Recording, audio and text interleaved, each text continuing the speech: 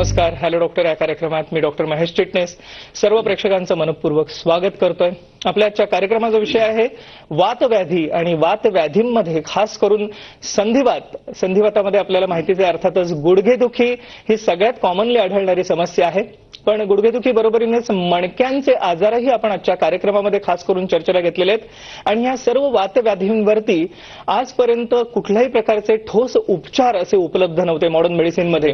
पण आयुर्वेदाकडे आज संपूर्ण जग एक आशेचा किरण म्हणून बघतं ह्या सर्व प्रकारच्या वातव्याधींसाठी. आणि म्हणूनच अर्थातच आजच्या कार्यक्रमामध्ये वातव्याधी म्हणजे संधिवात, गुडघेदुखी आणि मणक्यांच्या विकारांवरती श्री विश्वामृत चिकित्सा असा विषय आपण आजच्या कार्यक्रमात चर्चेला घेतलेला आहे. आणि या विषयावरती चर्चा करण्यासाठी साक्षात धन्वंतरींचा अवतार असणारे असे वैद्य समीर गोविंद जमदग्नी आपल्या आजच्या कार्यक्रमात सहभागी झालेत. तर मी आपली सर्वप्रथम ओळख करून देतोय वैद्य समीर गोविंद जमदग्नी यांची. नमस्कार सर. नमस्कार. वैद्य समीर गोविंद जमदग्नी गेल्या 30 वर्षांहून अधिक काळ हे या क्षेत्रामध्ये कार्यरत आहेत. खास करून आयुर्वेदाच्या सिद्धांतांवरती आधारित अशी श्री विश्वामृत चिकित्सा ह्याची निर्मिती करण्यामध्ये आणि त्याचप्रमाणे ह्या सर्व असणाऱ्या चिकित्सेचा लाभ ह्या सर्वसामान्य रुग्णांपर्यंत अहोरात्र पोहोचवण्याचा ध्यास घेतलेले वैद्य समीर गोविंद जमदग्नी आपल्याच्या कार्यक्रमात सहभागी झालेले आहेत. आपण या ठिकाणी श्री विश्वामृत चिकित्सालयाची या ठिकाणी एक छोटीशी एव्ही बघतोय. या ठिकाणी एकत्रितपणे एका छताखाली आयुर्वेदाच्या सिद्धांतांवरती आधारित असणारी श्री विश्वामृत चिकित्सा ही सर्व प्रकारच्या रोगांसाठी आज एक वरदान आहे. आणि विविध प्रकारचे आजार, मग त्याच्यामध्ये पोटविकार आहेत, मणक्यांचे आजार आहेत, संधिवात आहे, श्वसनाचे आजार आहेत, कॅन्सर सारखा दुर्धर आजार आहे.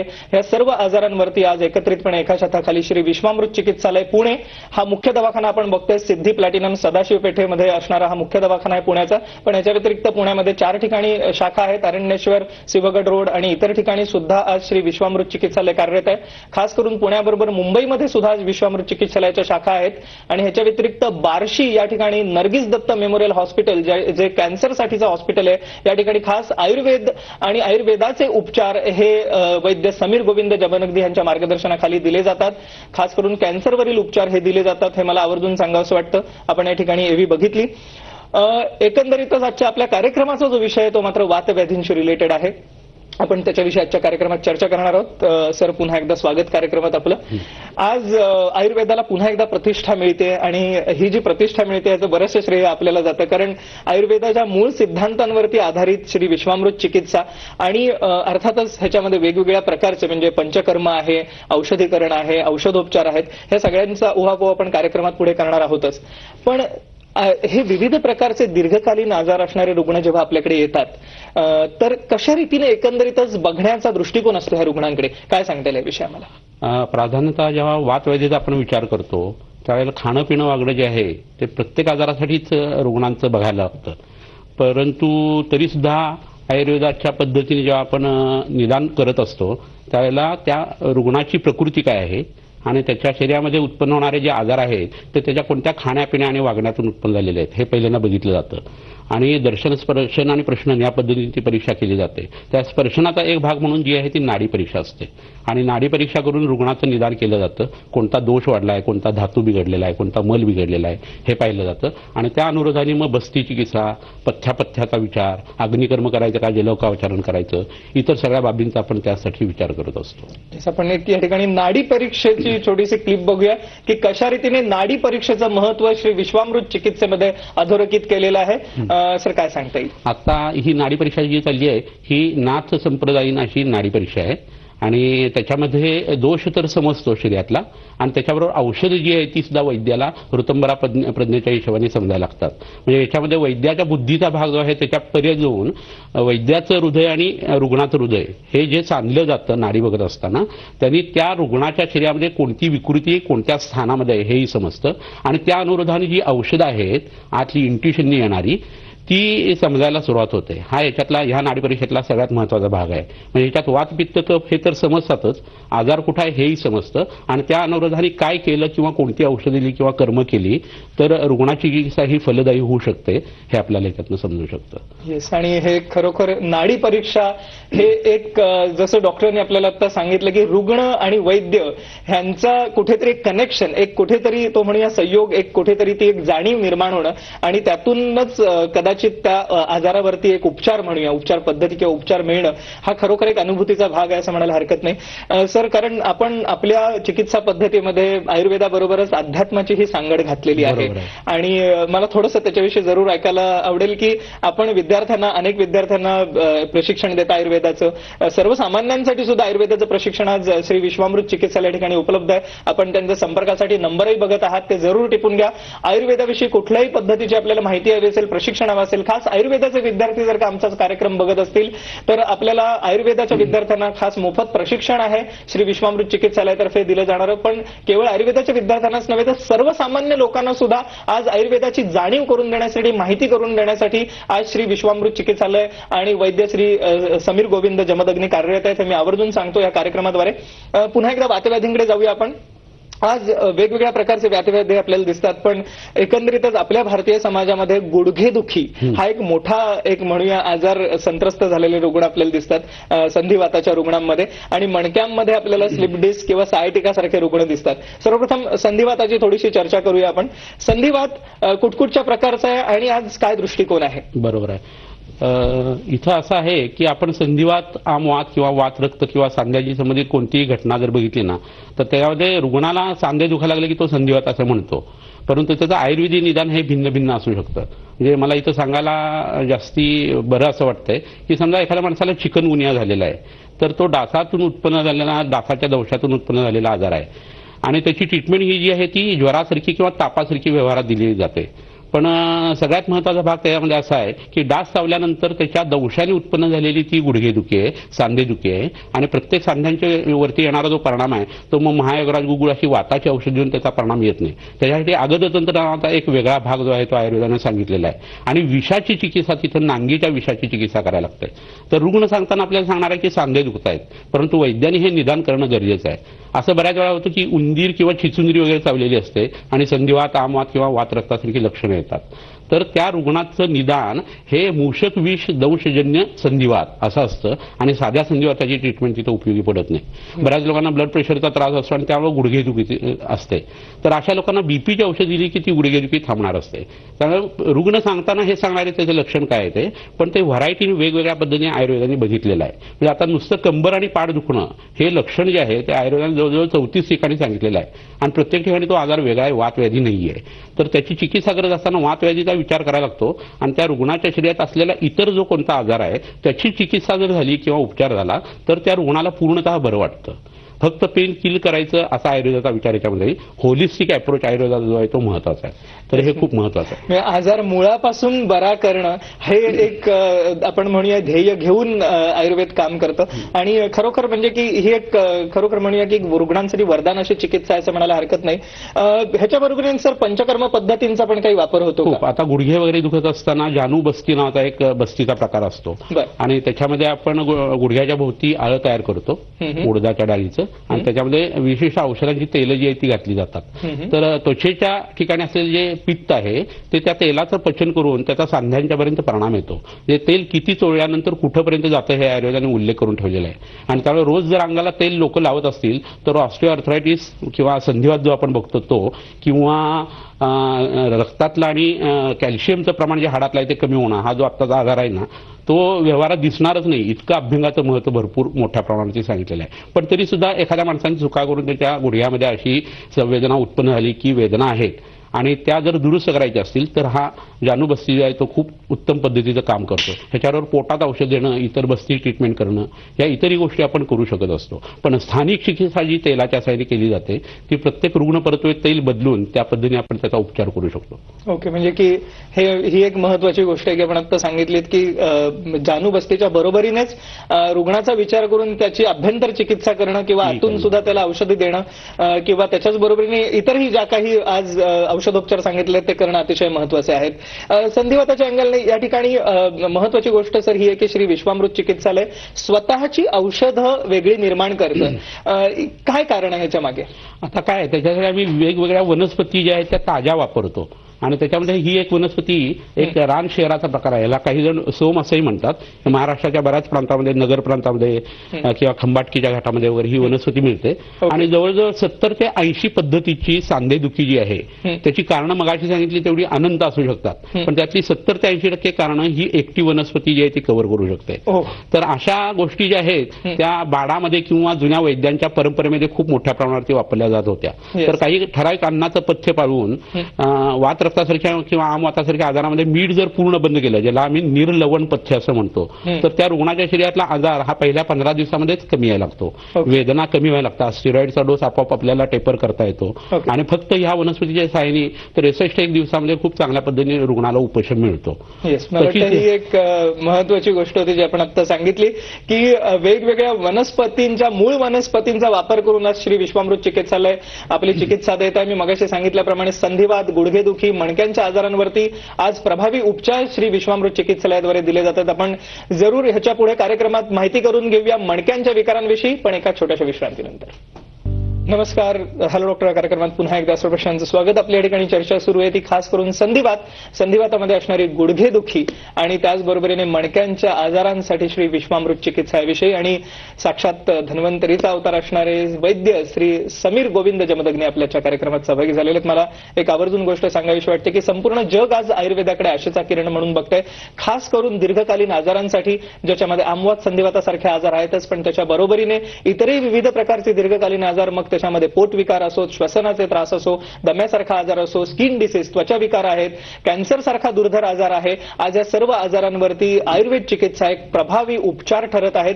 आणि मला श्री विश्वामृत चिकित्सालयाद्वारे आज केवळ आयुर्वेदाच्या विद्यार्थ्यांनाच नव्हे तर सर्वसामान्य लोकांसाठी आयुर्वेद हे ब्रीदवाक्य घेऊन श्री विश्वामृत आयुर्वेद आज काम करत आहे. पुणे या ठिकाणी, मुंबई या ठिकाणी, पुण्यामध्ये श्रीदी प्लॅटिनम सदाशिव या ठिकाणी मुख्य दवाखाना आहे, त्याचबरोबर मुंबईतही शाखा आहे विश्वामृत चिकित्सालयाची. आणि आपण आजच्या कार्यक्रमात माहिती घेत आहोत खास करून वातव्याधींविषयी, म्हणजे संधिवात, गुडघेदुखी आणि मणक्यांच्या विकारांविषयी. सर, आपण आता आम्हाला सांगितलं की वनस्पती म्हणजे एकच वनस्पती केवळ 60-70% दुखणं बरं करू शकते संधिवाताचं वेगवेगळ्या. अजून काही आम्हाला माहिती देता येईल का? इथं दुसरी एक अमरकंद नावाची वनस्पती आहे, ही भीमाशंकरच्या जंगलामध्ये मिळते. तिचा आकार जर बघितला तर पाठीच्या मणक्यासारखा आहे. आणि आयुर्वेदात पुरुषोत्तम लोकसंहिता असा एक सिद्धांत आहे, जे ब्रह्मांडामध्ये आहे ते पिंडामध्ये आहे, जे पिंडामध्ये आहे ते ब्रह्मांडामध्ये आहे. तर हिचा आकार लक्षात घेता संधिवातासाठी, आमवातासाठी ही वनस्पती वापरण्यापेक्षा पाठीच्या मणक्यांच्या आजारासाठी ही वनस्पती आपण खूप वेळेला वापरलेली आहे. तर ही बल देणारी अशी वनस्पती आहे, वात शमन करणारी आहे. आणि बदामाबरोबर हिचा क्षीरपाक किंवा दुधामध्ये शिजवून जर ती घेतली गेली तर पाठीच्या मणक्याशी संबंधित ज्या वेदना आहेत, ज्या वयवर्ष 35 ते 65च्या दरम्यान लोकांना होतात, त्याच्यासाठी हिचा खूप चांगला उपयोग होतो. दुसरी हे एक गारबी नावाची वनस्पतीची बी आहे, हिची वेल असते, समुद्राच्या काठी उत्पन्न होते. आणि हे गारबी जे आहे ते उगाळून पोटामध्ये जर लावलं, ह्याला जंगली चिंचोका असं सुद्धा मराठीमध्ये म्हटलं जातं. तर गुडघ्याच्या तक्रारींसाठी 40% गुडघ्याच्या दुखण्याच्या तक्रारी याच्यामध्ये खूप चांगल्या पद्धतीने कव्हर करता येतात. तिसरी एक वनस्पती आहे, याला मुरुवेण्णा असंही म्हणतात किंवा दगडी पाला असं मराठीमध्ये नाव आहे. कोल्हापूर साईडला याला टिकेचा पाला असं म्हणतात. तर ही अतिशय उत्कृष्ट भग्न संधानकर, या हाडं मोडलेली असताना उपयोगी पडणारी वनस्पती आहे. आणि कुठलाही मिनिस्कस स्टॉन जर झालेला असेल गुडघ्यामध्ये किंवा इतर काही गुडघ्यांच्यामध्ये विकृती असतील, सायनोइड फ्लुइडमध्ये काही विकृती आली असेल, तर ही वनस्पती पोटाची घेता येते आणि त्याचबरोबर ही लेपासाठी किंवा तेलाच्या स्वरूपामध्ये सुद्धा वापरता येते. इथे आपण बघतोय आणि विश्वामृत चिकित्सालयाद्वारे आज विविध औषधांचं निर्माण केलं जात आहे, जे अतिशय म्हणूया आपण आयुर्वेदाच्या सिद्धांतांवरती आधारित अशी औषधे आहेत. पण ह्याच्याच बरोबरीने पंचकर्म केंद्र सुद्धा आणि खास मणक्यांच्या विकारांसाठी कटिबस्ती हा प्रकार दिला. तो मगाशी आपण जानूबस्ती बघितला गुडघेदुखीसाठी, पण कटिबस्ती हा जो प्रकार आहे, सर आम्हाला काय सांगता येईल कटिबस्ती? कटिबस्तीमध्ये काय होतं, कंबर दुखणं आणि पाठ दुखणं याच्यासाठी हा कटिबस्ती, जानूबस्ती किंवा मन्याबस्ती अशा वेगवेगळ्या पद्धतीचे हे बस्ती वापरले जातात. तर कमरेच्या हाडाच्या वरती जिथं दुखणं आहे अशा ठिकाणी पहिल्यानं उडदाचं पाळं तयार केलं जातं आणि त्याच्यामध्ये विशिष्ट आयुर्वेदिक औषधी तैलं की ती ज्या प्रकृतीच्या व्यक्तीला जो आजार झालेला आहे त्याच्या अनुरोधाने तयार केलेली असतात. तुम्ही असं एक लक्षात घ्या की पाठीचा मणका दुखतोय एका व्यक्तीचा, तर एक औषध त्याला ज्या व्यक्तीला उपयोगी पडते तेच दुसऱ्याला आयुर्वेदानुसार उपयोगी पडत नाही. प्रत्येक व्यक्ती ही वेगळी वेगळी आयुर्वेदामध्ये बघितली जाते आणि त्या अनुरोधाने ही तैलं सुद्धा प्रत्येक वैद्य वेगवेगळी तयार करून वापरत असतो. आणि तसं केलं तरच त्याचा परिणाम उत्तम पद्धतीने दिसू शकतो. तर तसा हा कटिबस्तीचा प्रयोग चाललेला आहे. ह्याच्याच बरोबरीने सर एक विशेष गोष्ट आपण मगाशी सांगितली होती की कार्यक्रमाआधी जेव्हा चर्चा करत होतो की एक अग्निकर्म, कारण आज वैद्य विसरलेत हा प्रकार, म्हणजे की हे एक आयुर्वेदाची देणगी आहे असं म्हणायला हरकत नाही आणि श्री विश्वामृत चिकित्सालयामध्ये ह्याचा मोठ्या प्रमाणात वापर होतो मला वाटतं. हे काय आहे अग्निकर्म? अग्निकर्म ही जी प्रक्रिया आहे ती वेगवेगळ्या शलाकांच्या किंवा सळ्यांच्या सहाय्याने केली जाते. त्याच्यामध्ये लोह शलाक असते, ताम्र शलाक असते, रौप्य शलाक असते, सुवर्ण शलाक असते. प्राधान्याने सुवर्ण शलाका जी आहे म्हणजे सोन्याची सळी जी आहे ती गरम करून काही विशिष्ट पॉईंटवरती अग्निकर्म नावाचा प्रकार केला जातो, म्हणजे दग्ध केलं जातं. तर ते करण्याच्याही काही खुणा ठरलेल्या असतात. ज्या ठिकाणी रक्तवाहिनी उडत असते अशा ठिकाणी अग्निकर्म असा एक प्रकार असू शकतो. खूप वेदना मोस्ट पेनफुल पॉईंट जो आहे त्या ठिकाणी आपण अग्निकर्म करणं असा एक प्रकार त्यामध्ये असू शकतो. आणि अग्नी हा साक्षात वाताला विरोधी आहे आणि शूलम नास्ती विना वातात असं म्हटलेलं आहे. वाताशिवाय शूल असू शकत नाही, म्हणून कोणत्याही वातव्याधीसाठी अग्निकर्म करणं हे श्रेष्ठ सांगितलेलं आहे. अग्नीचा साक्षात संबंध आल्यानंतर जो झटका शरीराला बसतो त्याचा परिणाम म्हणून तिथली वेदना जी आहे ती तात्काळ कमी येते. नो डाऊट की ह्याच्या बरोबरीने आपल्याला पोटामध्ये सुद्धा औषधं देणं हे गरजेचं असतं, पण तात्कालिक परिणाम हा जो ह्याच्यातला प्रकार आहे तो प्रत्येकाने करून बघण्यासारखा आहे जेव्हा ते आजारी पडतील त्यावेळेला. जर म्हणजे की तत्काळ जर का आराम हवा असेल तरी सुद्धा आयुर्वेदाकडे खास अशा प्रकारची काही गोष्टी आहेत ज्याद्वारे आपण तात्काळ आराम मिळवू शकतो. अर्थातच आजच्या कार्यक्रमामध्ये आपण चर्चा करत आहोत व्याधींविषयी, ज्याच्यामध्ये मणक्यांचे विकार आहेत, स्लिप डिस्क सायटिका सारखा आजार आहे किंवा संधिवात गुडघेदुखी आहे. या सर्व आजारांवरती आज श्री विश्वामृत चिकित्सालयामध्ये प्रभावी उपचार मिळतात. आपण त्यांचे संपर्कासाठी नंबरही बघत आहात. कार्यक्रमात पुढे आपण जाणून घेऊया की कशा रीतीने वातव्याधींवरती आपण नियंत्रण ठेवू शकतो एका छोट्याशा विश्रांतीनंतर. नमस्कार, हॅलो डॉक्टर या कार्यक्रमात पुन्हा एकदा सर्वांचं स्वागत. आपल्या ठिकाणी चर्चा सुरू आहे ती संधिवातासाठी खास करून असणारी श्री विश्वामृत चिकित्सा. पण संधिवातामध्ये गुडघेदुखीवरती असणारी श्री विश्वामृत चिकित्सा आपल्याला माहितीच आहे, पण ह्याच्या बरोबरीने मणक्यांचे विकार जे आहेत ज्याच्यामध्ये स्लिप डिस्क सायटिका सारखा आजार आहे ह्याच्यासाठी सुद्धा आज श्री विश्वामृत चिकित्सा अतिशय प्रभावी उपचार पद्धती ठरत आहे. ह्याचं कारण असं की संपूर्णतः मूळ आजाराची चिकित्सा श्री विश्वामृत चिकित्सेमध्ये केली जाते. आयुर्वेदाच्या सिद्धांतांवरती आधारित अशी ही चिकित्सा आहे ज्याच्यामध्ये आजार संपूर्णतः नष्ट केला जातो आणि म्हणूनच म्हणूया की ह्या रुग्णांना संपूर्णतः उपशय मिळण्यासाठी ह्या सिद्धांतांवरती आधारित मग ते औषधोपचार असोत, पंचकर्म असो किंवा विविध प्रकारच्या वनस्पती औषधं आहेत. सर ही एक म्हणूया की देणगी आहे सर्व जगाला दिलेली आयुर्वेदाने. ह्याच्यामध्ये एक अजून एक भाग आहे जो आपण मगाशी सांगितलं होतं की बऱ्याच प्रमाणात जलौकाचरण किंवा जळवा लावणं, ज्याच्यामध्ये वातरक्तासारखा आजार आहे किंवा गुडघेदुखीसारखा आजार आहे, तर त्याच्यामध्ये ह्याचा उपचार मिळू शकतो का? खूप चांगल्या पद्धतीने होतो. याचं कारण असं आहे की मगाशी जसं आपण बघितलं शूलम नास्ती विना वातात, तसं दूषित रक्त जे आहे ते आपल्या शरीरात वेदना उत्पन्न करतं. मग ती संधिवाताची असू दे किंवा आमवाताची असू दे किंवा इतरत्रची असू दे. तर दूषित रक्त शुद्ध करण्याची प्रक्रिया जशी आपण पोटात औषध देऊन करतो तसंच त्याच वेळेला आता या फोटोमध्ये आपल्याला दिसतंय की जळवा लावलेल्या आहेत कमरेच्या बाजूला आणि कमरेतल्या वेदना कमी होण्यासाठी म्हणून आपण त्या जळवा लावलेल्या आहेत. तर जळवानी दूषित रक्त जे आहे ते शोषलं जातं आणि शरीरातल्या साधारण जिथं जळू लावली त्याच्या 1 स्क्वेअर फूट एवढ्या अंतरातलं दूषित रक्त ती जळून शोषून घेते. 5 ते 10 ml एवढंच ती घेते. परंतु ते केल्यानंतर तात्काळ लगेच रुग्णाला असं वाटतं की आता आपल्या वेदनांच्यामध्ये उपशम आहे.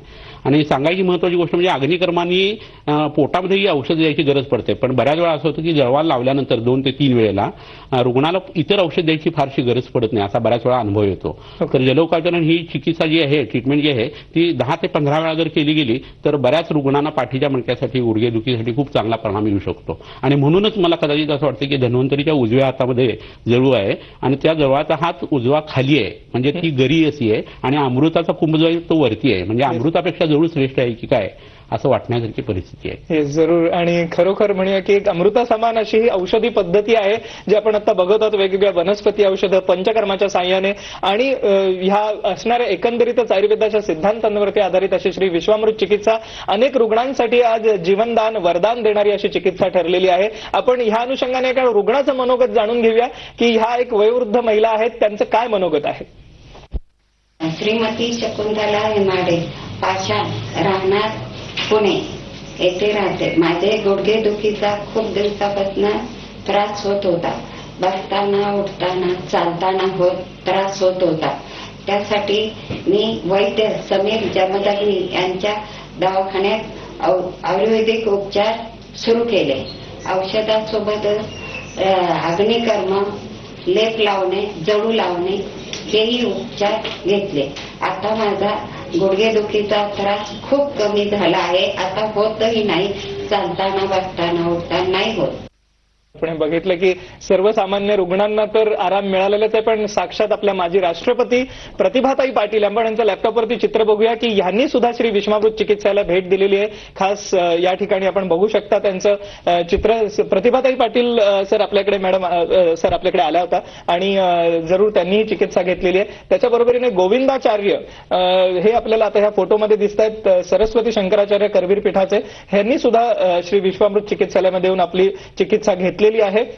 आणि असे अनेक रुग्ण आहेत. त्याचप्रमाणे श्री स्वामीनारायण मंदिराचे प्रमुख आचार्य पुरुषोत्तम प्रियदासजी आणि अनेक सेलिब्रिटीज, अनेक नामांकित व्यक्तींनी आज श्री विश्वामृत चिकित्सालयाला भेट देऊन त्या ठिकाणी चिकित्सा घेतलेली आहे. एक प्रकारे म्हणूया की हा एक गौरव त्यांनी केलेला या ठिकाणी भेट देऊन. आणि म्हणूनच या आजच्या कार्यक्रमाच्या माध्यमातून आम्ही आयुर्वेदाचा प्रसार आणि प्रचाराचं प्रयोजन घेऊन हा आजचा खास कार्यक्रम करत आहोत. सर, हा जो सर्व भाग आहे की आज वातव्याधींवरती आपण आता चर्चा केली, गुडघेदुखी, मणक्यांचे विकार, या सर्व आजारांवरती विश्वामृत चिकित्सालय वरदान आहेच, पण कॅन्सर सारख्या आजारावरती सुद्धा आपण आज काम करत आहात. अतिशय प्रभावी उपचार मिळत आहेत ह्याच्याद्वारे. जाता आता प्रेक्षकांना आपल्याला काय सांगायला आवडेल आणि खास आयुर्वेदाचे विद्यार्थी आपला जर का आजचा कार्यक्रम बघतायत त्यांना आपल्याला काय सांगायला आवडेल? याच्यामध्ये रुग्णाचं निदान जे आहे ते पूर्ण आयुर्वेदीय पद्धतीने आणि आयुर्वेदाच्या सिद्धांतांच्यावरती आधारित असं जर झालं तर आयुर्वेदामध्ये सगळ्या आजारांची चिकित्सा ही उपलब्ध आहे.